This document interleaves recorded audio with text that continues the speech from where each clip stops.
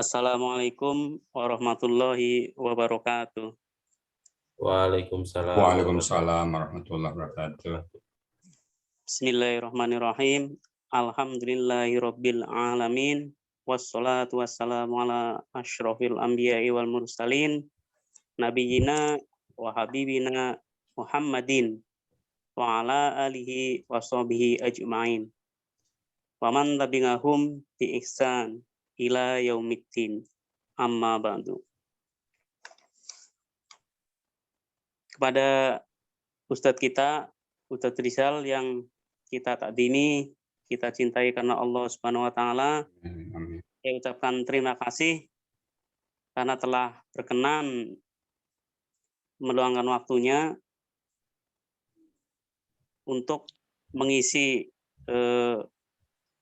kajian ataupun bincang-bincang ringan yang berkaitan dengan Al-Quran. Dan kepada sahabat-sahabat Ring sekalian, Risalah Islam Media yang telah hadir di sini untuk mengikuti kajian pagi hari ini atau bincang-bincang ringan dengan Ustadz Rizal pada pagi hari ini. Oke, bincang-bincang kita pagi ini mengangkat tema apa, Ustadz? Lebih dekat dengan Pak Rizal, Al-Hassani. Mengangkat tema lebih dekat dengan Ustadz Rizal. Dan cerita tentang perjalanan hidup Ustadz Rizal bersama Al-Quran. Dan cerita tentang perjalanan Ustadz kita, Ustadz Rizal, tentang Al-Quran.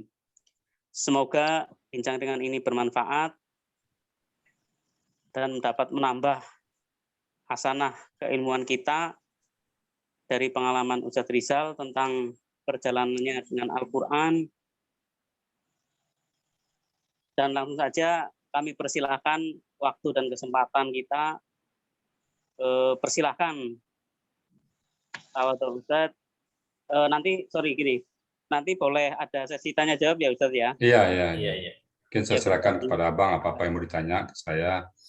Dan saya persilakan juga yang ada di live chat, silakan kalau ingin bertanya langsung saja ketik di live chat, nanti saya akan sampaikan kepada Ustadz kita, Ustadz Rizal. Terima kasih. Iya, oke, selamat menyimak. Tawadul untuk Ustadz Rizal.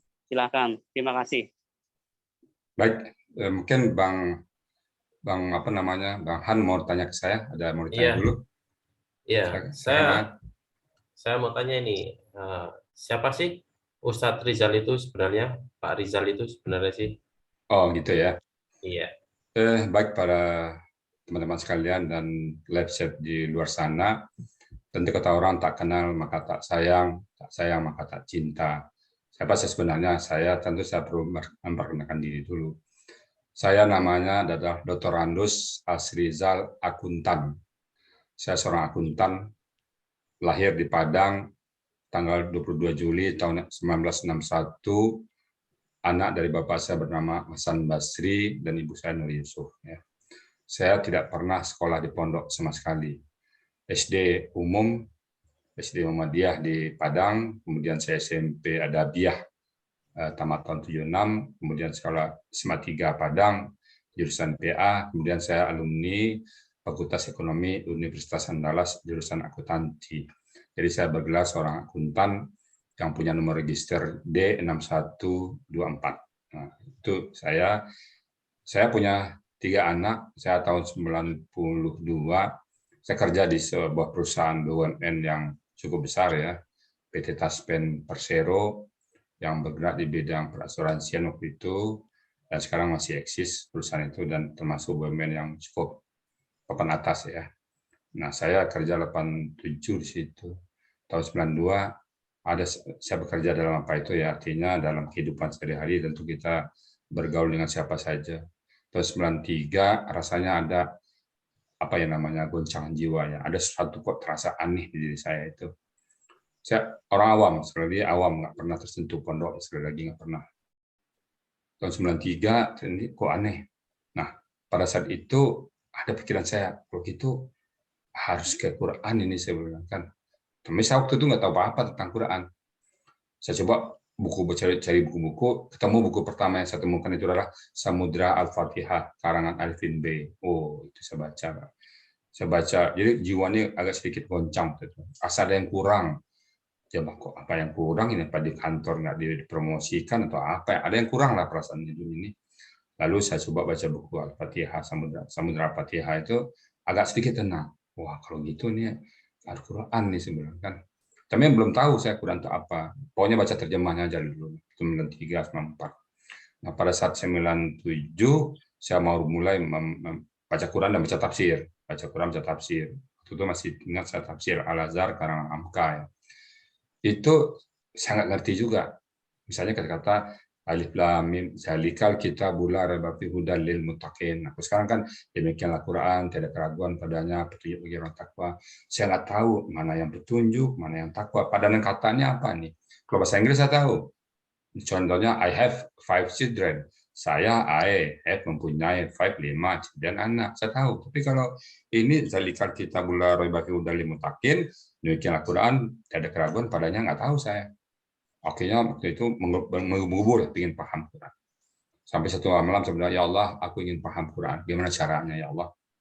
Nah, saya pindah Pak dari Padang, pindah ke Medan, pindah ke Jakarta. Nah, tahun kurang lebih tahun 98 di Jakarta, saya pengen tahu betul Quran. Saya tanya sama Pak Ustadz, saya ingin paham Quran Pak Ustadz, berapa lama? Pak Ustadz, bisa tanya Pak Ustadz. Nah, Pak Ustadz itu alhamdulillah jawab, Pak Rijal 15 tahun. Loh, kok 15 tahun? Saya bilang, lama amat. Keinginan Pak saya untuk paham Quran itu sudah mendesak, sudah begitu menggebu-gebu. Tapi kok 15 tahun kemana? Saya kan kerja di kantor, gimana caranya nih? Harus tinggal di kantor dulu 15 tahun. Nah, akhirnya saya nggak jadi belajar. Nah, akhirnya saya tanya lagi sama Ustadz yang lain. Nah, berapa lama saya tanya lagi Ustadz lain. Pak Ustadz, saya ingin paham Quran Pak Ustadz berapa lama? Alhamdulillah jawabnya sama Pak, 15 tahun. Loh, lama amat saya bilang kan. Begitu nggak mungkin lah sebenarnya. Nah, dalam waktu yang bersamaan, saya masukin anak saya ke pondok semuanya Pak. Anak saya tiga-tiganya laki-laki, anak pertama, anak kedua, anak ketiga masuk pondok modern Darussalam Gontor. Mereka masuk ke Gontor. Nah, kemudian cuman pada saat dia libur, dia bertiga ngomong sama dia, sebenarnya dia ngomong bahasa Arab kan. Tapi habis itu dia ketawa-ketawa. Curiga saya, apa ketawanya nih? Terus saya tanya kayak adiknya nomor 2, apa tuh D? Kok ketawa? Dia menceritakan Nabi itu. Jadi pada saat dia berlatih bahasa Arab, mungkin peci saya dikomentarinya, baju saya dikomentarinya, celana saya dikomentarinya. Pokoknya dia latihan bahasa Arab. Nah. Besok dia ketawa-ketawa. Entah itu peci saya miring, entah itu apa. Pokoknya yang lucu-lucu lah. Akhirnya tertarik saya. Begitu saya ingin belajar juga. Nah, akhirnya saya dapat ketemu seorang guru ya, belajar. Nah, tapi waktu itu sebentar aja Pak. Nah, akhirnya saya pulang lagi. Saya kan di buku Gontor tuh banyak tuh buku-buku nusa Arab tuh kan. Tapi saya nggak ngerti bacanya. Nah, akhirnya saya ketemu seorang yang bisa mengajarkan metode ini dengan 8 jam. Nah, jadi saya belajar 8 jam. Cuman waktu itu nggak ngerti juga, Pak. Nggak ngerti juga. Akhirnya saya terjun bebas. Saya kumpulin semua metode yang ada di pasaran. Waktu itu saya masih belajar metode Istiqlal agak cukup lama. Saya juga memahami ikut serta dalam metode Tamyiz. Ada juga metode Al-Huda, saya kumpulin semua. Ada metode Granada, saya kumpulin semua. Saya banding-bandingkan metode ini semua nih. Ada metode kuantum juga ya. Saya banding-banding semuanya. Ternyata kok orang ini beda-beda istilahnya nih. Di sini ini, di sini ini, di sini ini kan. Kalau gitu saya bisa juga lompat kan. Tadinya saya kok berbeda nih. Tapi terjemahannya sama. Terjemahannya sama semua, hasilnya sama, output sama, tidak ada yang salah. Tapi menambahkan suatu nama itu beda. Nah, di situ akhirnya saya ambil kesimpulan, kalau gitu saya bisa juga buat istilahnya sendiri. Yang penting jangan salah terjemahannya. Akhirnya saya otodidak, Pak. Saya beli banyak buku pengantar studi ilmu Al-Quran, saya beli apapun yang berjudul Quran, saya beli semua.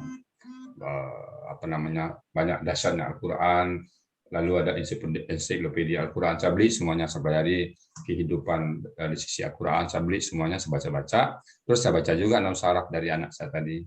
Kemudian saya tanyalah diskusi-diskusi sama anak. Nah, anak saya yang paling berkontribusi itu anak yang ketiga, sekarang di Jepang dia.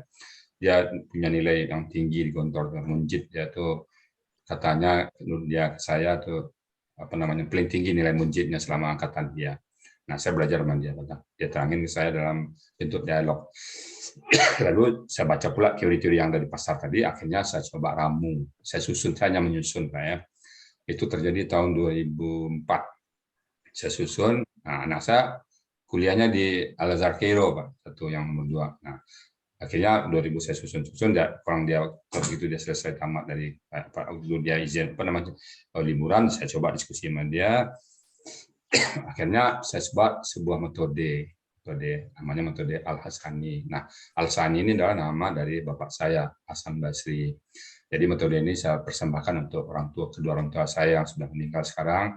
Mudah-mudahan beliau diampuni dosa oleh Allah, dan beliau nanti seperti mana hadis, saya berikan kalungan permata kepada beliau, kepada mereka berdua. Nah, itu saya belajarnya. Jadi saya belajar itu betul-betul bentuknya itu tanya jawab sama anak. Jadi saya lebih banyak sama anak ya. Jadi anak saya 3 di kantor, di rumah, hampir tiap hari saya diskusi, ini apa maksudnya, ini apa maksudnya. Lalu saya mencoba mentransfer ke orang dengan bahasa mudah. Saya kan orang kantor, Pak. Jadi bahasa-bahasa Nusantara itu semuanya saya coba mentransfer ke bahasa Indonesia. Nah, saya juga dapat ilham dari sebuah metode dan juga perkuliahan bahasa Indonesia. Jadi akhirnya saya ramulah semuanya, Pak. Nah, saya susunlah sebuah metode baru namanya metode Al-Hasani. Nah, metode saya ini insya Allah ya sudah berjalan dari tahun 2004 ke sekarang, dan saya sudah presentasi di banyak bapak-bapak ustadz dan bapak-bapak kiai. Di antaranya pertama yang saya presentasi ke Bapak Kiai Haji Arifin Ilham almarhum. Pada saat presentasi beliau komentar ya, cuma saya waktu itu nggak ada menyimpan apa-apa. Pak Rijal ini kayaknya apa dari dia teman ini ilmu laduni ini katanya kan. Loh, kok ilmu laduni Pak sebenarnya Pak? Biasa-biasa aja. Oke, Bapak, buat saya nggak ngajar ke 3.000 orang, langsung ditawar Pak. Kan persiapannya santrinya banyak tuh 3.000 orang.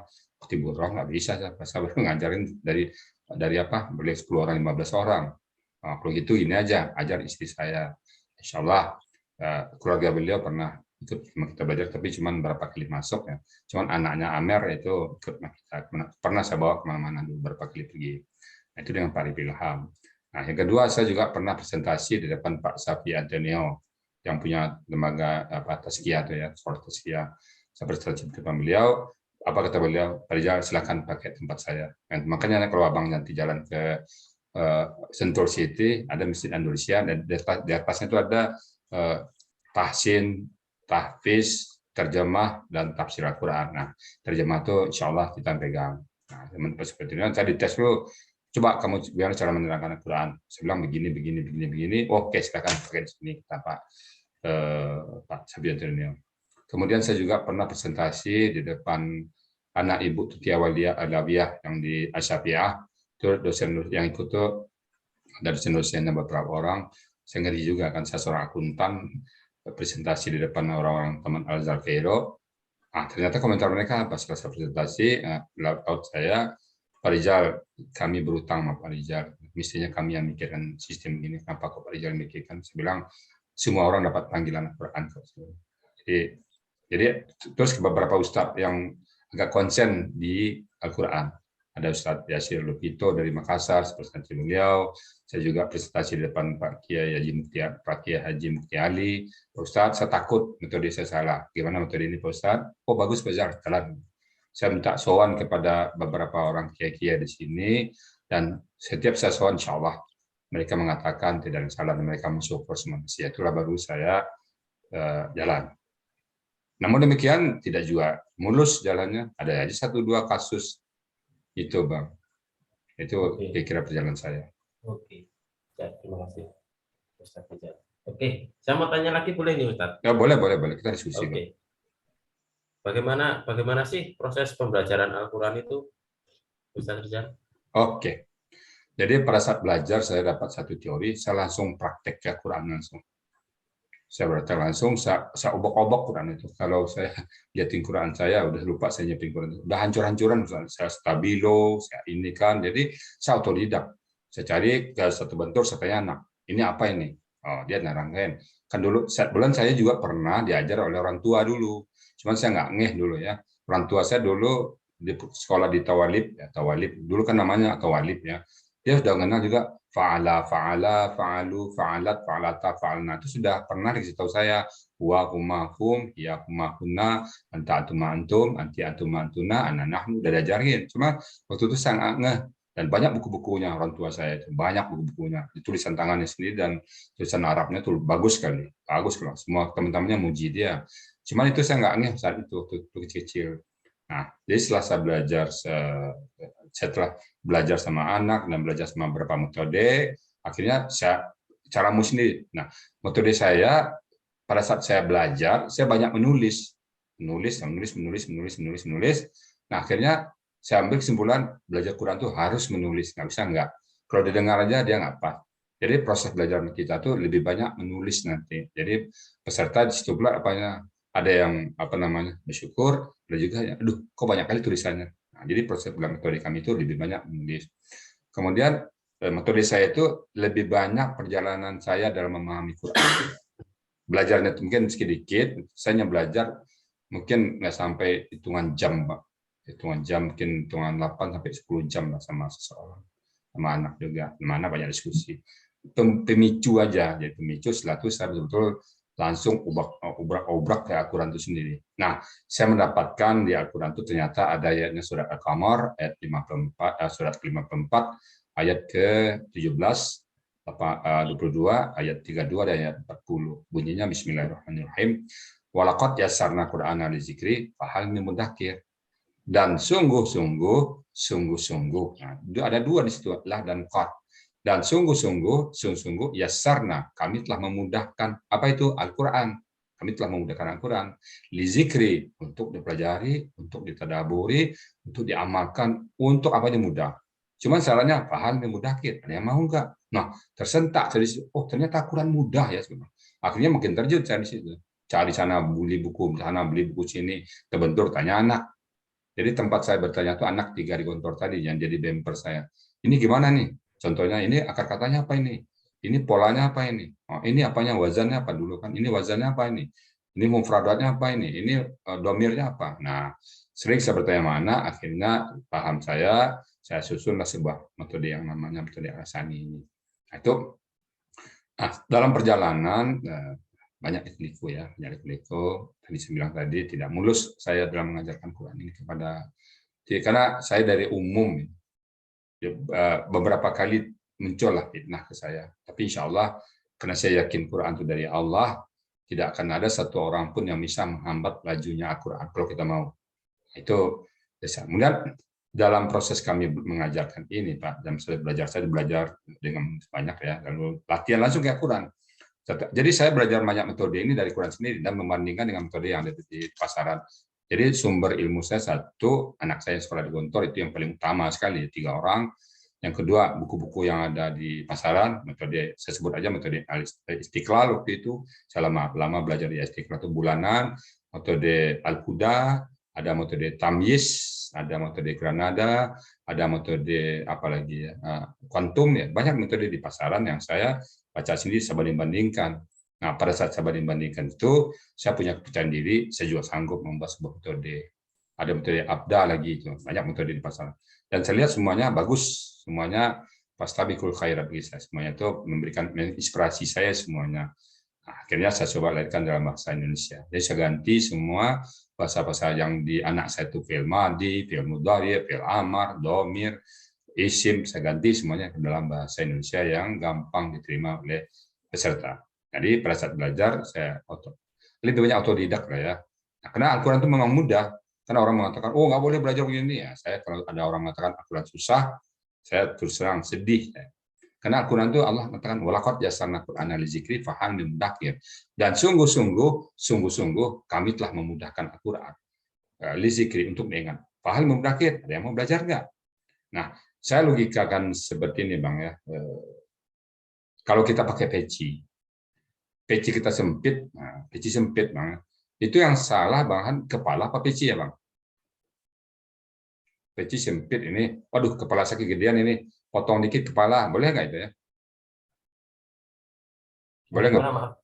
Kalau peci kita sempit Bang, sempit pakai peci, yang salah peci apa kepala Bang?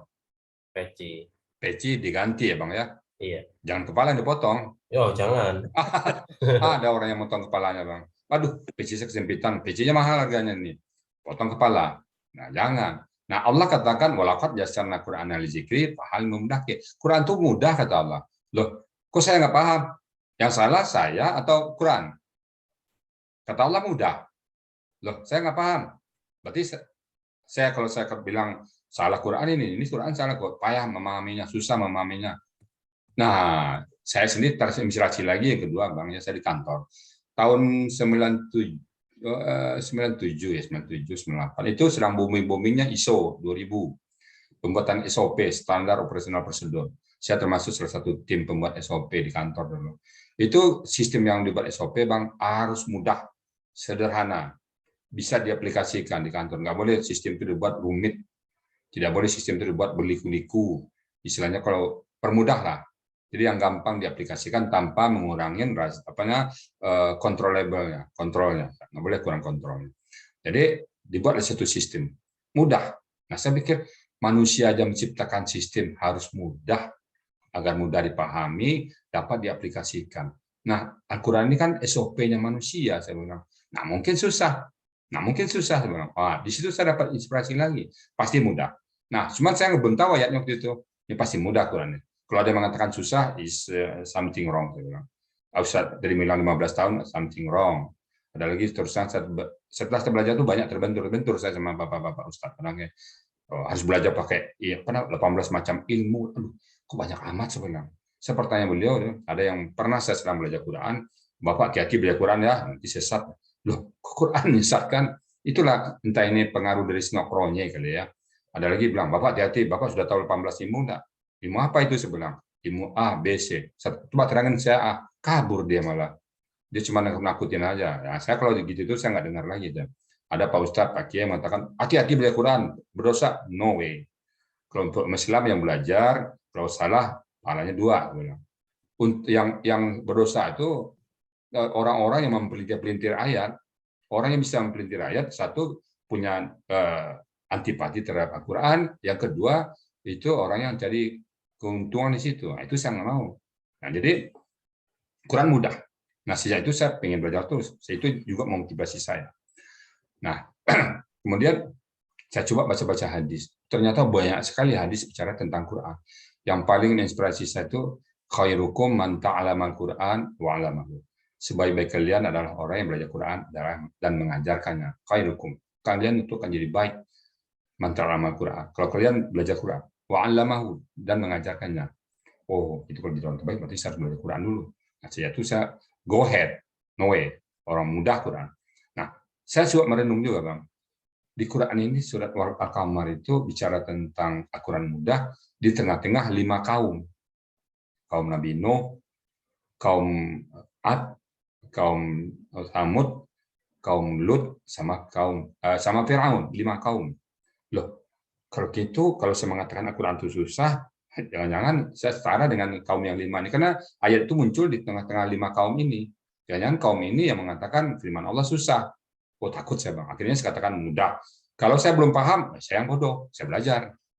Jadi saya mengatakan sekarang kepada teman-teman semuanya, Al-Quran itu mudah. Oh, berarti Pak Rijal paham semuanya? Enggak. Saya nggak tahu juga. Saya hanya belajar.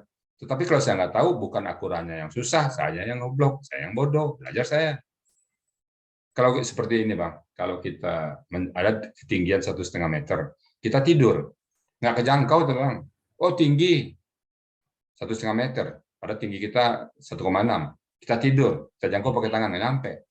Karena malas-malasan kita. Coba bangun, duduk, berdiri, kita jangkau itu. Artinya bergerak sedikit, insya Allah paham.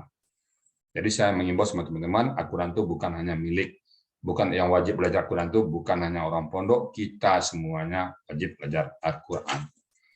Itu liku-liku saya, Bang. Silakan, Bang, kalau ada lagi mau tanya. Oke, siap. Kapan nih Ustadz Rizal itu mulai mengajar? Oh iya, saya mulai mengajar dulu Bali Qur'ani walau ayah amatiran. Begitu saya dulu 2004 itu saya cuman belum eksis. Artinya waktu itu ngajar ya head to head aja, siapa yang mau, misalnya dari masjid, habis Assalamualaikum warahmatullahi wabarakatuh, Assalamualaikum warahmatullahi wabarakatuh, ada yang baca Quran, saya diskusi sama dia, saya ajarin satu-satu. Karena waktu itu ilmu saya sedikit sekali, karena masih kerja juga di kantor kan. Nah, itu pun kami bisa belajar. Saya lama belajar di Istiqlal, metode Istiqlal dulu ya. Nah, waktu itu belajar juga ajarin. Nah, yang terjun bebas ke Al-Quran itu 2015. 2015 sambil pensiun dini, Saya mengatakan kepada Allah, ya Allah, aku tidak mau lagi gaji dibuat oleh manusia. Aku ingin gajiku dibuat oleh Engkau, ya Allah. Sejak 2015 tuh saya berkolaborasi dengan Pak Safi Antonio, diberi tempat di Masjid Andalusia. Dan istrinya itu adalah Anes Matiga, orang Padang juga. Yang adik kelas saya, dia mengizinkan, akhirnya kita mengajar di tempat Pak Safi Antonio. Nah, sejak 2018 COVID, nah stop. Nah, akhirnya saya masuk ke dunia Zoom ini ada tahun yang lalu lah. Jadi waktu itu saya masih di kopi darat. Nah, saya waktu mengajarkan itu, Bang, sistem yang saya buat itu selalu saya perbaiki. Pada saya ngajar itu, saya pengen hanyut di emosional saya dengan para peserta. Begitu saya ajarkan, ada peserta yang belum paham, saya mikir, apa cara yang terbaik itu? Karena orientasi saya bukan saya. Orientasi saya peserta, harus paham peserta. Kalau mereka nggak paham, buat apa saya ngajarin, saya bilang kan. Jadi besok, ibu ini nggak paham, gimana cara ngajarinnya? Ibu ini nggak paham, gimana cara ngajarinnya? Nah, saat saya ngajarin itu, Bang, saya selalu melihat keliling. Nah, ternyata kata kunci pertama saya adalah tulisan. Kalau saya bisa membaca, kalau dia menulis Al-Qur'annya belepotan, itu ilmunya harus digenjot. Tapi kalau tulisannya udah bagus, itu artinya sudah punya ilmu. Biasanya yang tulisan pertama saya biasanya ngetesnya pakai Al-Fatihah. Coba tulis Al-Fatihah, rame Bu. Jadi persyaratan saya untuk dia belajar saya itu tulis Al-Fatihah. Dikumpulin tuh, Bang. Dulu kan kopi darat ya, temu ya. Jadi hari pertama tuh kumpulin Al-Fatihah. Nah, di situ saya bisa mempetakan. Oh, ini gampang ngajarnya, ini agak sulit, ini butuh waktu. Nah, dari segi situ. Kemudian, dan itu terbukti, Bang. Ada lagi satu lagi yang saya survei ya dari tahun berapa? Mungkin saya survei dari tahun 2015 lah ke sini. Setiap orang yang baca Quran di masjid, saya tanya, coba terangin Quran apa yang Bang baca. Lihat aja tafsirnya, Pak. Nah, saya pengen dari teks aslinya, saya bilang, coba Bang terangin saya.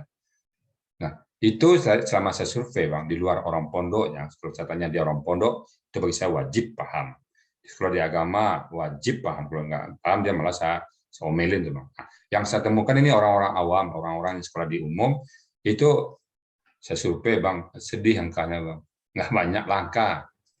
Seorang akuntan paham Quran, seorang sarjana hukum paham Quran, seorang dokter paham Quran, itu jarang. Dari teks asli, kalau tafsir, terjemahan bisa. Tapi dari kata per kata, saya belum ketemu, Bang. Nah, disitulah saya makin semangat untuk terjun ke dunia Quran ini. Saya akan buktikan bahwa Al-Quran itu milik bersama, milik kita umat Islam, bukan hanya milik orang pondok, bukan hanya milik sebagian ulama, milik kita semuanya, udah linnas. Dan kita wajib untuk paham semua dari teks asli. Nah, itu, Bang. Oke. Mau tanya lagi nih. Banyak sih pertanyaan yang ingin saya tanyakan kepada silakan, Ustaz, karena penasaran ya, mungkin ya, menggali lagi tentang Ustaz Rijal ya. Pernah nggak Ustaz Rijal itu apa kejadian yang berkesan dalam berinteraksi bersama Al-Quran saat pengajaran gitu kan? Banyak, Bang ya. Jadi yang paling berkesan sama saya, Bang, ya, pada saat saya nggak paham Quran, kan tadi saya baca misalnya Bismillahirrahmanirrahim, Alif Lam Mim, Zalikal Kitabul La Raiba Fihi Hudal lil Muttaqin. Saya pengen menjandikan kata per kata.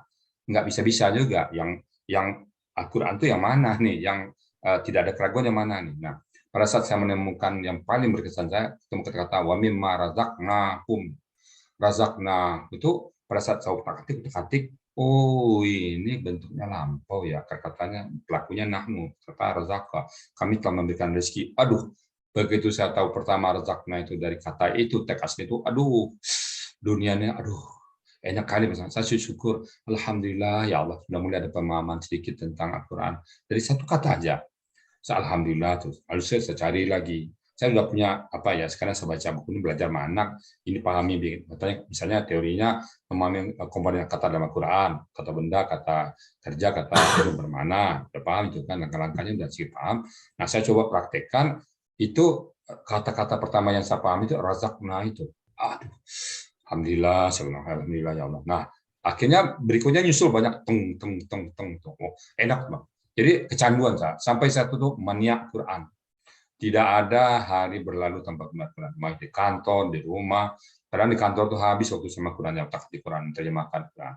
Habis saya terjemahkan satu ayat, saya bandingkan dengan tafsir yang sudah. Di mana atas saya? Kalau saya salah, penasaran saya perbaiki. Kalau cocok, alhamdulillah gitu, Bang. Jadi saya selalu mengapakan itu dengan tafsir yang ada. Nah, Yang kejadian kedua, Bang, saya mungkin di situ tempat, saya nggak usah sebut namanya, saya lagi sholat habis zuhur gitu, lalu ada sekelompok orang di situ, saya coba mendekat ke dia ngomong-ngomong tentang Quran. Nah, waktu itu mungkin jamaah yang lain belum pulang ya, saya bilang gini, saya bisa membaca Quran tanpa nausarah, mungkin maksud saya bukan bahasa nausarah tapi bahasa Indonesia, maksud saya entah kedengaran sama dia itu tanpa nausarah, dia pulang dia. Nah, tiba-tiba kurang lebih 15 menit, 20 menit, ada tiba-tiba orang masuk ke saya, tuk, duduk gitu. Kaget ya, apa ini? Habis dia duduk, kurang lebih 5, saya waktu itu masih ingat, saya nerang surah Yasin, saya sambil belajar juga gitu. Wal Qur'anil Hakim, innaka laminal mursalin.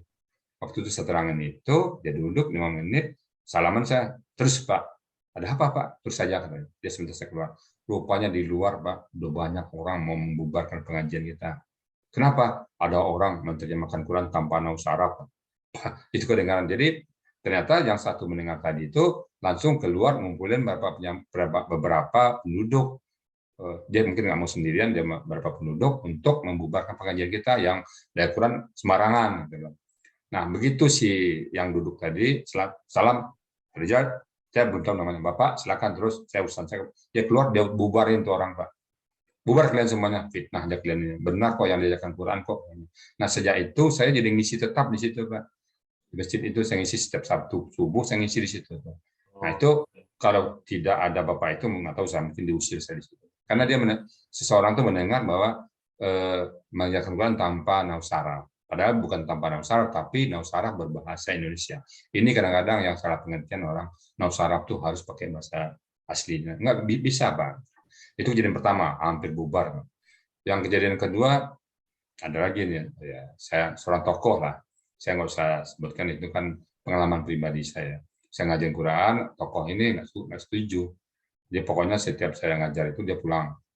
Pokoknya dia tokoh dan dia tingkatannya mungkin ulama di situ lah.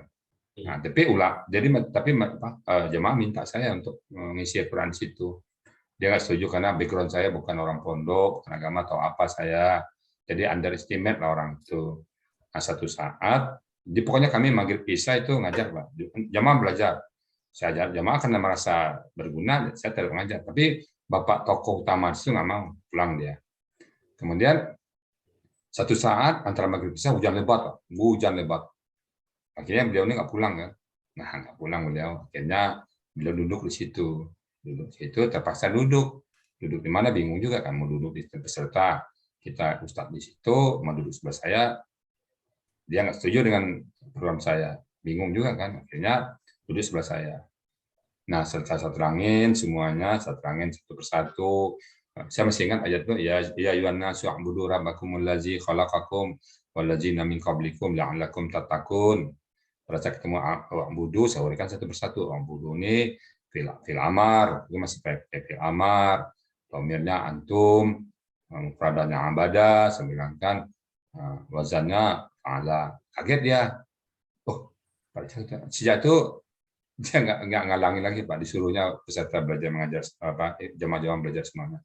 Jadi saya hanya mengatakan hanya masalah komunikasi aja. Kalau mereka tahu apa yang kita tahu, maka mungkin tidak menghalangi. Karena misalnya kan nggak tahu nih, Pak Rijal ini seorang kuntan, orang kantor, kok tiba-tiba ngajar nausarah, yaitu bahasa orang itu kan gitu, Bang. Sampai sekarang masih ada kendala saya untuk mensosialisasikan ini. Bapak tahu apa? Nggak ada tampang sedikit pun memahami Quran kok. Masih banyak yang mengatakan seperti itu. Ada malah ada yang mengatakan sesat lah. Harus mengajar Al-Quran itu pakai nausarah. Ya itu, ya saya itu Bismillah aja semuanya. Bagi saya itu sebuah sebuah bumbu-bumbu aja kok itu. Penyedap masakan untuk saya lebih istiqomah dalam memahami Al-Quran. Nah, itu lebih dan itu banyak sekali tantangan-tantangan ada pernah orang ngetes saya sambil ngajar ngetes. Coba sebutkan itu tuh mufradatnya apa pakai bahasa nusarab semua kan.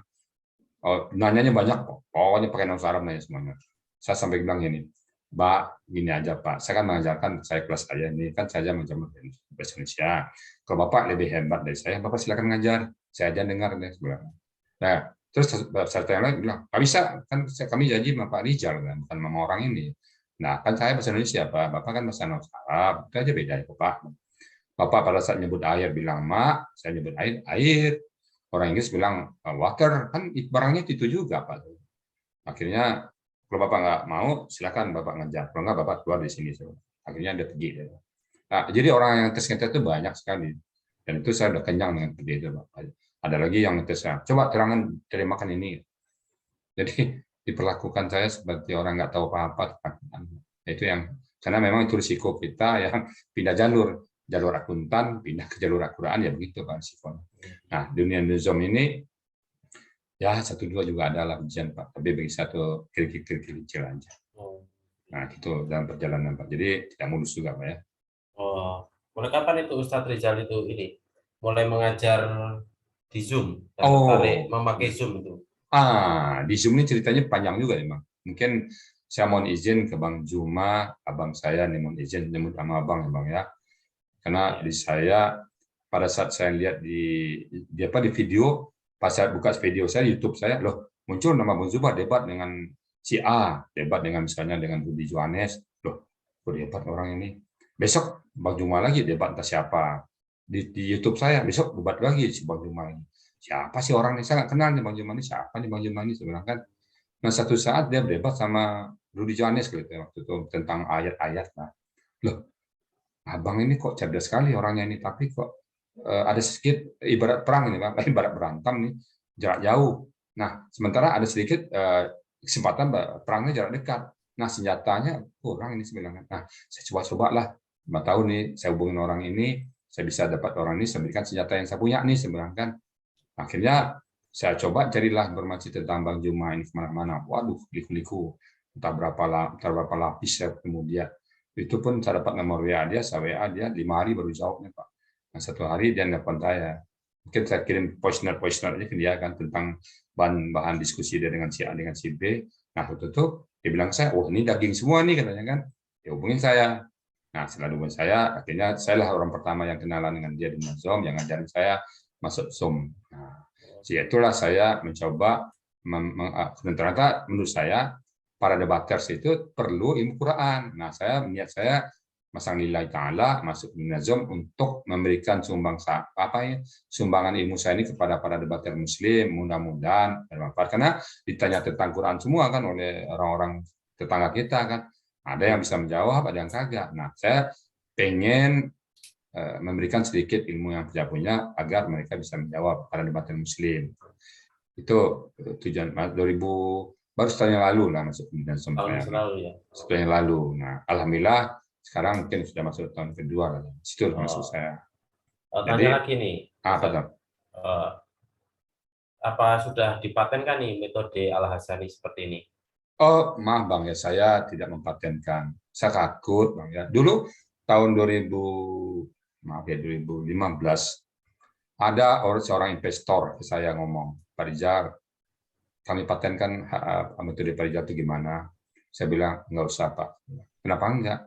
Malu saya sama malaikat, saya bilang. Kenapa? Nanti kalau saya patenkan, malaikat tanya, udah kamu kan sudah dapat di dunia, aku nggak dicatat nanti amal saya sama malaikat Pak. Karena kamu sudah catatkan ke dunia, apa kamu nggak percaya kata malaikat saya nanti. Jadi saya takut Bang. Jadi saya tanya, kalau ditanya oleh sudah ada orang yang mempatenkan, dia ngurus semuanya, semua biaya dia ngeluarin. Saya bilang biarlah malaikat aja yang mencatat, saya nggak perlu manusia, saya bilang kan. Jadi kalau ditiru orang biarkan, saya bilang, saya berpahala. Setiap saya ajarkan ke orang dan diajarkan lagi ke orang lain, saya dapat pahala. Ngapain saya patenkan, saya bilang kan. Dan tujuan saya untuk mengajak orang bukan curi duit sebenarnya. Saya bukan mencari nama, saya cari ikhlas lillahi ta'ala, cari ridha Allah. Makin takut saya nanti kalau saya patenkan, orang takut mengajarkan orang lain sebenarnya. Biarlah ditiru oleh orang lain, biarlah semua pihak muslim saya sedekahkan kepada semua orang muslim. Kalau bermanfaat, ambil ini. Abang misalnya, Bang Han, ambil ini, ajarkan orang lain, berganti nama, tidak salah. Namanya metode risalah Islam. Abang ajarkan ke orang dengan cara yang sama, tidak masalah bagi saya. Karena bagi saya, ilmu yang saya berikan ke orang itu, kalau diajarkan lagi kan, bagi saya itu multi level marketing. Ngapain saya kalau saya pakai paten kan nanti terbatas. Orang minta izin ke saya lagi, saya nggak mau saya. Biarlah dipatenkan di malaikat saja. Sampai saya jawab ke Bapak itu, Pak, biarlah malaikat aja mempatenkan, saya nggak mau mempatenkan. Itu yang pertama, saya mencari hidayah. Yang kedua, belum pantas saya mempatenkan, saya saya kan meramu-ramu aja nih dari si A, dari si B, si C, saya susun lagi. Jadi belum berhak sama patenkan. Metode lain patenkan itu urusan mereka. Yang saya nggak mau mempatenkan. Malu saya sama Allah. Biarlah malaikat aja nanti pas ditanya malaikat, ini hak paten kamu sama saya. Kalau lagi itu dialog saya sama diri saya sendiri. Jadi sampai sekarang saya nggak patenkan. Walaupun banyak istilah-istilah yang saya pakai istilah pribadi saya. Terus terang banyak istilah-istilah yang saya pakai itu adalah hasil improv saya sendiri, Bang. Jadi saya tidak mempatenkan. Oh, oke. Masih ingin bertanya lagi nih saya ini. Boleh, silakan Bang.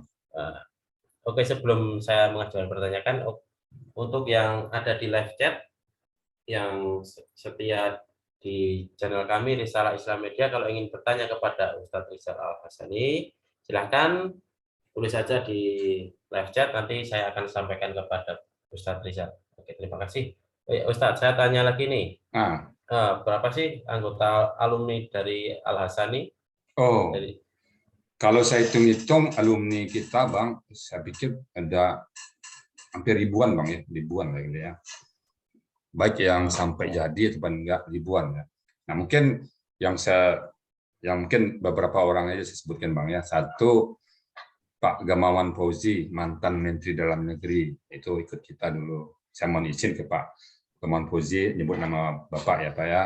Kalau Bapak sampai video ini ke depan Bapak, saya mohon izin karena kita dulu bertemu di Sentul, Pak ya. Nah, itu satu. Kemudian ada dari Singapura, pegawai Menlu dulu ya. Terus ada dari Swiss dulu, peserta kita. Dari Swiss datang jauh-jauh dari Swiss, datang ke Jakarta, ke Sentul untuk belajar Quran.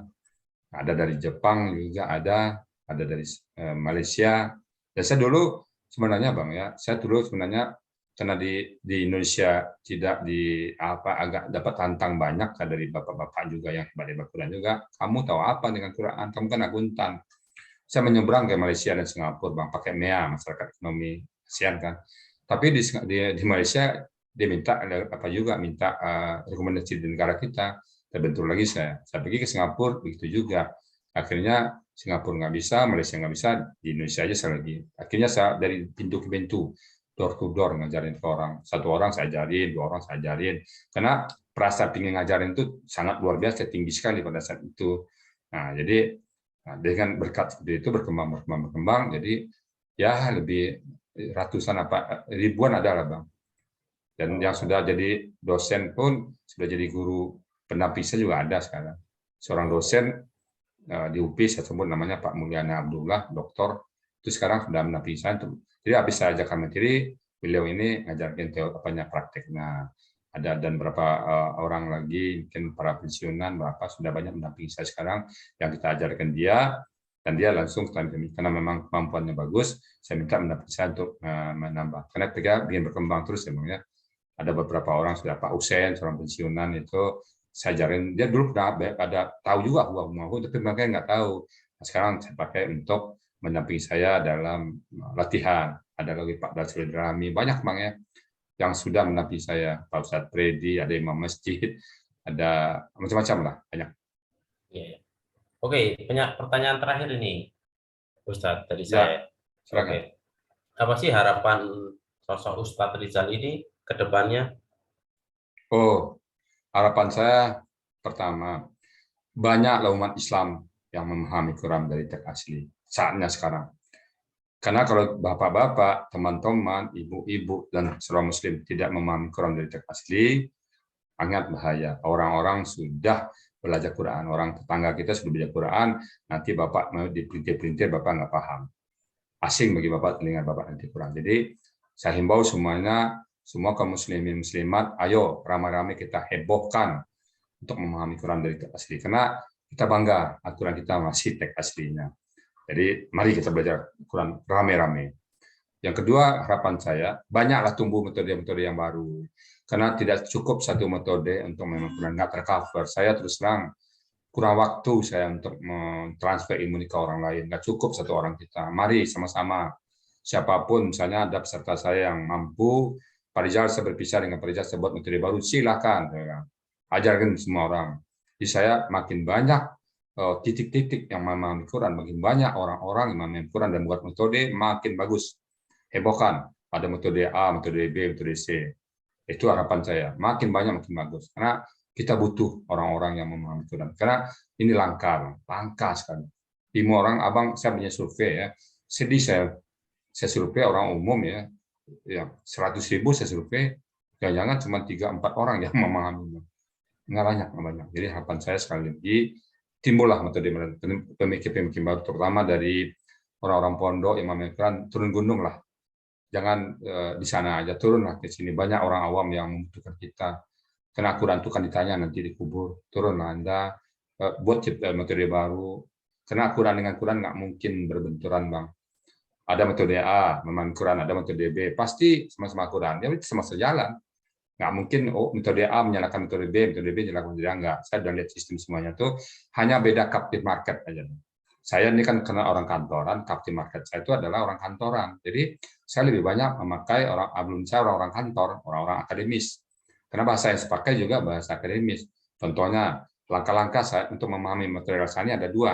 1, soft kompetensi, 2, hard kompetensi. Nah, di dunia pesantren nggak kenal istilah soft kompetisi. Apa nih soft kompetisi? Apa nih hard kompetisi? Karena saya orang kantor, ya saya pakai soft kompetisi, hard kompetisi. Kemudian untuk memahami Quran ada beberapa istilah saya pakai try and learn. Try and learn kan di istilah pondok nggak ada. Apa try and learn ini? Kemudian yang ketiga, huruf semi irregular al-Asani. Ada huruf semi irregular. Ternyata Al-Quran itu juga ada irregular verbnya. Wah, jadi saya pakai huruf semi irregular al-Asani. Dan mana di materialnya nggak ada. Jadi saya menemukan ini ya terinspirasi aja. Saya namakan itu. Jadi harapan saya, mungkin bapak-bapak yang ahli sastra, bapak menemukan sebuah metode dari si sastra bapak, please. Nanti bapak tinggal presentasi di depan para orang ulama. Bapak ahli biologi, please. Yang ahli kedokteran, please. Buatlah situ metode. Kita orang umum nih, kita buktikanlah bahwa Al-Quran itu mudah, dan tidak mesti harus belajar tekun di pondok. Bisa. Kalau itu memang lebih mantap, tapi kita bisa ya. Nah, jadi sekali lagi harapan saya makin banyak penemu-penemu baru terhadap semua metode, dan saya melihat masing-masing punya kekhasan. Kalau khas saya adalah pesertanya orang-orang akademis, orang kantor, karena sibuk di kantor. Nah, karena saya orang kantor, jadi bahasanya banyak bahasa kantor. Nah, itu harapan saya, Bang. Silakan, Bang. Oke. Terima kasih Ustaz Rizal ya. Ya. Untuk sudah mau menjawab pertanyaan-pertanyaan saya, karena saya ini ingin menggali dari sosok Ustaz Rizal ini, bagaimana sih cerita hidupnya, perjalanan hidupnya, kayak gitu. Oke, terima kasih buat Ustaz Rizal. Ya. Silakan untuk buat partisipan yang ingin bertanya kepada Ustaz Rizal, silakan buka mic-nya, langsung silakan bertanya kepada Ustaz Rizal. Semoga Ustaz Rizal diberi kesehatan selalu dan Amin. Semoga begitu juga Bang Han dan teman-teman di sini semuanya. Amin. Sahabat saya semuanya sangat saya cintai. Tidak beriman kamu kalau kamu tidak mencintai saudaramu sebagaimana kamu mencintai dirimu sendiri. Bisa mencintai Abang karena Allah semuanya. Zom Muslim, tumbuhlah semuanya, berkembanglah semuanya, bersatu semuanya. Jangan terjadi persaingan yang nggak sehat antara Zom Muslim satu dengan Zom Muslim yang lain. Makanya saya memposisikan diri saya sebagai orang tua. Saya berkunjung ke sini, saya berkunjung ke SDS, saya berkunjung kemana-mana. Yang atas nama Muslim, yang menyorok Muslimnya, saya akan datang ke sana. Oke, terima kasih Ustaz. Silakan Bro Fauzi untuk Bro Fauzi. Ya. Oke. Iya. Maaf. Silakan Bro Fauzi untuk mengambil alih. Iya. Oke, silakan untuk partisipan. Oke, silakan Bro Fauzi dulu. Iya. Ada 2 pertanyaan yang ingin saya tanyakan hari ini. Yang pertama, terima kasih. Yang pertama tentang apa sih konsep utama daripada metode dari Ustadz Al-Hasani. Yang pertama ya. Yang kedua, saya mau menanyakan yang tentang Ali Imran ayat 110. Okay. Ini bagi saya itu penting, terutama tentang masalah mengenai keyakinan seorang Muslim gitu. Yeah. Terima kasih, tafadhol Ustaz. Makasih Bang ya. Konsep metode Al-Hasani Bang ada 2 Bang ya. 1 soft kompetensi, hard kompetensi. Nah, konsep yang pertama, fondasi awal dari metode Al-Hasani adalah soft kompetensi ini. Apa itu? pertama untuk belajar metode Al-Sani harus lillahi ta'ala, ikhlas. Jadi kami betul-betul belajar untuk ikhlas lillahi ta'ala. Semua berdasarkan Quran, biar pendek aja, ikhlas. Yang kedua, sering taubat. Ya, kenapa? Pada saat belajar Quran, karena Al-Quran itu kitab suci dari Allah. Jadi diri kita ini harus disucikan dulu. Tidak boleh ada iri, tidak boleh ada dengki, tidak ada lagi ada perbuatan-perbuatan maksiat. Kita belajar Quran ini, tapi sambil rezeki kita masih ada yang haram, nggak boleh. Kita mau belajar Quran ini, tapi perbuatan kita masih juga selingkuhan. Kita mau belajar Quran ini, tapi masih juga suka judi. Nah itu dibuang semua. Nah, saya pakai ayat wala talbisul haqqa bil batil. Jangan kecampur adukan yang hak yang batil. Buang semua itu. Jadi pertama pasang niat lillahi ta'ala, belajar Quran itu betul-betul menuju Allah aja. Tidak mengharapkan popularitas, tidak mengharapkan dunia, tidak mengharapkan duit, tidak mengharapkan nama baik, nama besar, nggak perlu. Betul-betul lillahi ta'ala. Itu yang pertama. Nah, yang kedua tadi sisi martabat. Yang ketiga punya hajat yang kuat. Karena pahal mudah itu kemauan yang kuat. Sekali layar terkembang, pantang sudut belakang. Kita begitu saya baca Quran, jangan mundur lagi sampai paham. Pokoknya mudah. Nah, yang keempat yakin mudah. Al-Quran itu mudah. Mudah. Maaf. Diulang tadi kata-kata yang menjadi quote hari ini. Sekali apa? Layar terkembang, pantang sudut belakang. Alhamdulillah. Sekali kenal dengan Quran, tidak akan lagi ada perpisahan. Saya dengan Quran sudah mengatakan, ya Allah, aku sudah mendalami Quran, aku tidak mau berpisah dengan Quran. Sampai kapan? Sampai hayat di penghujung. Bahkan saya mengatakan, andaikan aku meninggal, ya Allah, kau masukkan surga, aku pertama aku minta kepada engkau Qurannya. Berikan aku Quran. Aku belum puas membaca Quran di dunia ini. Biarlah orang lain sibuk dengan taman surganya, sibuk dengan bidadari, sibuk dengan apa. Aku, ya Allah, berikan aku Quran. Aku mojok, aku baca Quran lagi. Itu sesempat doa kepada Allah. Saya tidak ingin berpisah dengan Quran. Nah, di sekali lagi dan keempat, yakinlah Quran itu mudah. Walaqad yassarna Qur'ana lizikri fahal min mudakkir. Mudah, mudah, mudah, mudah. Tanamkan pikiran kita tuh Al-Quran itu mudah. Nah, bagaimana mudahnya? Mungkin butuh satu episode lagi nanti. Saya akan terangkan bahwa itu mudah. Yang ketiga, istiqamah. Terus belajar Quran. Maka jargon saya tiada henti menggapai naungilahi. Bapak bisa baca di belakang itu kan ada tuh. Tiada henti menggapai naungilahi. Itu artinya tiada berhenti membaca Quran. Karena bagaimana iqra'ul Quran fa innahu ya'ti yaumal qiyamah syafi'an li ashabi. Quran itu sebagai pemberi syafaat bagi kita nanti. Jadi kalau kita baca Quran terus, berarti kita tidak ada henti menggapai naungilahi. Kita sedang menggapai naungilahi Allah, pertolongan Allah. Nah, makanya jargon saya di situ. Jadi 5 ini pondasi dasar bagi kami metode Al-Sani untuk memahami Quran. Saya perhatikan, kalau dia memahami 5 konsep ini, cara belajarnya beda, datangnya juga beda. Kalau mereka nggak datang, minta izin ke saya, Pak Ustadz, saya mau izin sekali. Menyesal mereka nggak datang. Ada lagi yang nggak bisa masuk ke Zoom karena itu karena sinyal, nangis dia. Pak Rizal, maaf saya, sinyal saya jelek sekarang, saya nggak bisa masuk. Aduh, rugi saya. Jadi mereka yang datang itu kalau sekali nggak datang, wah mereka masa rugi. Jadi 5 pondasi ini yang penting kita tanamkan kepada para peserta kita. Jadi dengan dia paham 5 ini, artinya dia bisa memahami Quran. Gampang belajar Quran, gampang sekali Pak. Itu konsep kami ya Pak ya. Jadi soft kompetisi itu bagi saya itu merupakan satu kewajiban lah untuk dilakukan. Nah, itu yang kedua tadi surat apa Bang? Surat Ali Imran ayat berapa tadi? Ayat 110 Ustaz. Oke, sebacanya ya. Nah, jadi metode kami, mungkin saya peragakan sekali metode kami ya. Bismillahirrahmanirrahim. Kuntum khaira ummatin ukhrijat linnasi ta'muru bil ma'rufi wa tanhauna 'anil munkar wa tu'minuna billah walau amana ahlul kitabi lakana khairul lahum minhumul mu'minuna wa aksaruhumul fasiqun ya. Nah, kita menerima ini Bang. Kuntum itu kata kerja lampau, ada tum di situ ya. Jadi kalau kita ketemu kata kerja, 4 poin yang kita uraikan. 1 bentuknya, kuntum itu bentuknya kata kerja lampau. Dari mana kita tahu dari tum tadi? Nah, yang kedua kita harus tahu pelakunya siapa. Pelakunya antum. Dari mana kita tahu dari antum itu juga. Nah, akar katanya apa ini? 3 huruf. Akar kata selalu 3 huruf. Nah, 3 huruf ini kalau kun itu kan 2 tuh, kaf dan nun.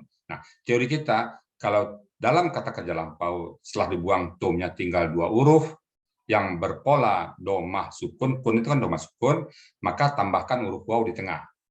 Nah, huruf waw itu menjadi dibaca alif. Jadi akar katanya apa? Kana. Karena kita buka kamus, artinya adalah. Jadi kul kuntum, kalian adalah khaira umat. Khaira umatin itu kata umat yang terbaik. Ukhrijat yang dikeluarkan linas untuk manusia. Ukhrijat itu bentuknya KKL juga, nanti pelakunya hia. Jadi orang banyak disebut hia.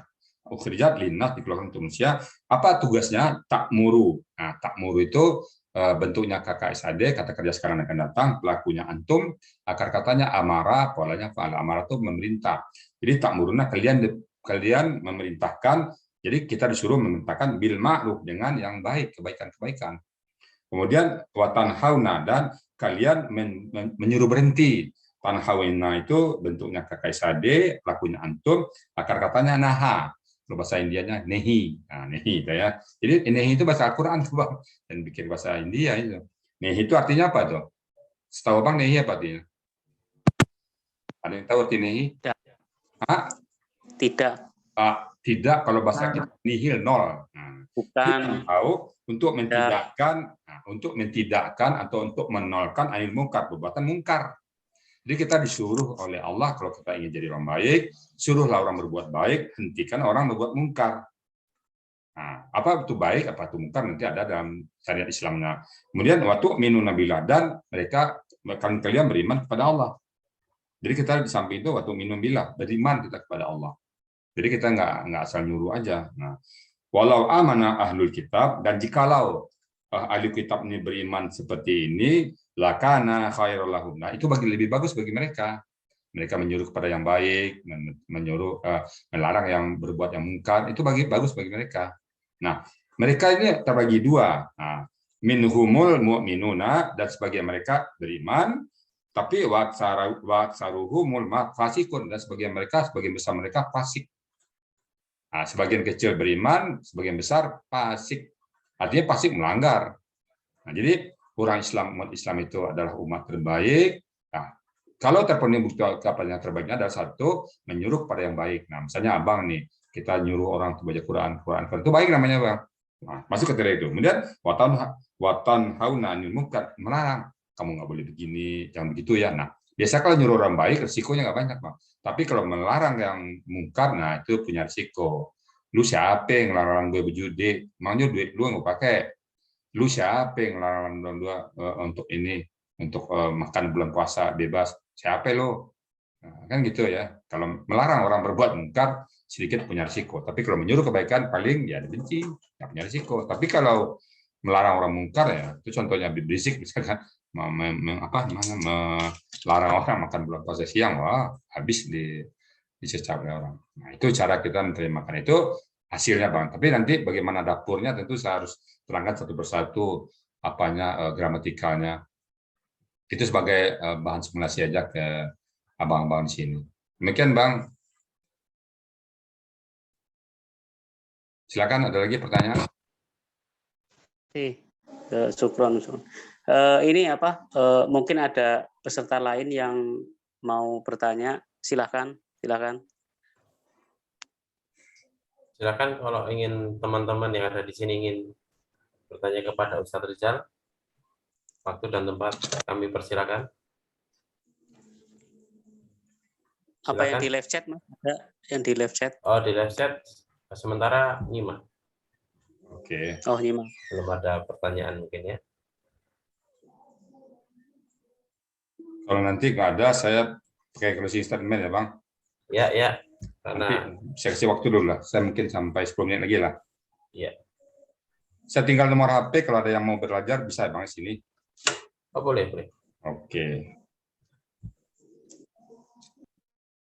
Silakan dulu, ada yang lain tanya dulu. Silakan.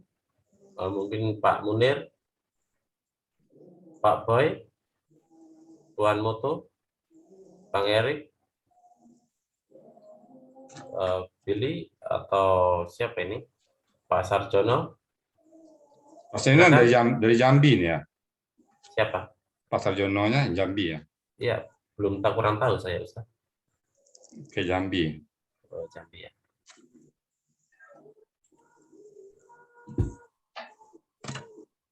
Oke, mungkin sudah tidak ada pertanyaan, Ustadz. Oke. Udah pada ini kali tadi, udah pada kecapean. Oke. Kalau gitu saya juga mau siap-siap ke masjid ya Bang ya. Ya, iya. Iya, ya. Pertama, closing statement saya kepada teman-teman semuanya, Al-Quran itu mudah. Al-Quran itu mudah, Al-Quran itu mudah, dan Al-Quran itu mudah. Mari belajar. Dan kedua, Al-Quran adalah bahan fit and proper test nanti di alam kubur. Jangan sampai kita ditanya malaikat nanti, tentang Quran. Jadi belajarlah, dan belajarlah. Pada saat Anda belajar Quran, maka kita sudah berharap dapat naungan arasnya Allah pada saat hari huru-hara di akhirat nanti, tidak ada pertolongan. Al-Quran akan datang dalam kita nanti. Dan sebaik-baik kalian adalah orang yang belajar Quran dan mengajarkannya, dan ada keluarga Allah di muka bumi ini, yaitu orang-orang yang berinteraksi dengan Quran. Apakah bapak-bapak, teman-teman semuanya nggak bangga dengan disebut keluarga Al-Quran? Itu mari bergabung dengan kami, Metode Al-Sani, untuk memahami Al-Quran. Nah, kalau Bapak bertapa, silakan hubungin Bang Beri. Saya sebutkan nomornya, saya ulang-ulang, 0811. Mungkin Abang bisa chatting di apa-apa, saya sebutin 0811 1876 951. Ya, Bang Beri ya. Oke, diulang Ustadz. 0811 0811 ya 1876 1876 951 atas nama Berry. Itu admin saya itu. Nah, minta ke dia, nanti minta diundang ke grup. Yang kedua 0812 1293 9593 Pak Erman namanya. Itu admin saya dua-duanya. Oke, siap. Silakan bergabung dengan kami. Bapak-bapak akan mendapatkan materi dan belajarnya gratis, Nah, Bang ya. Apa persyaratannya? Hanya mau, ada kepala, ada kemauan, cukup. Biayanya berapa? Gratis, tanpa biaya 1 sen pun, ya Bang ya. Alhamdulillah. Itu yang penting Bang ya. Tekankan kepada teman-teman sesuai dengan cita-cita saya mengajak ini mencari ridha Allah. Biarlah Allah yang menggaji saya nanti di akhirat nanti. Biarlah gaji dari Allah, catatan dari Allah semuanya, dari manusia nggak perlu. Jadi Amin. kalau ada yang bertanya berapa biayanya, gratis, ya Bang ya. Iya Ustaz. Oke, Bapak Haji silakan di handle. Iya, oke. Jadi para penyimak RIM Risalah Islam Media, demikianlah perkenalan kita mengenai Ustadz kita, Ustadz Rizal Al-Hasani, dalam mempelajari dan mengembangkan atau membuat metode Al-Hasani. Semoga kita mendapatkan manfaat daripada acara ini, dan semoga menjadi berkah waktunya dan berkah ilmunya. Terima kasih Ustadz Rizal. Sama-sama. Dan nanti kita mohon untuk Ustadz Rizal berkenan lagi berkunjung. Insya Allah. Studio kita. Ya, terima kasih. Syukron. Wabillahi taufiq wal hidayah. Wassalamualaikum warahmatullahi wabarakatuh. Waalaikumsalam warahmatullahi wabarakatuh.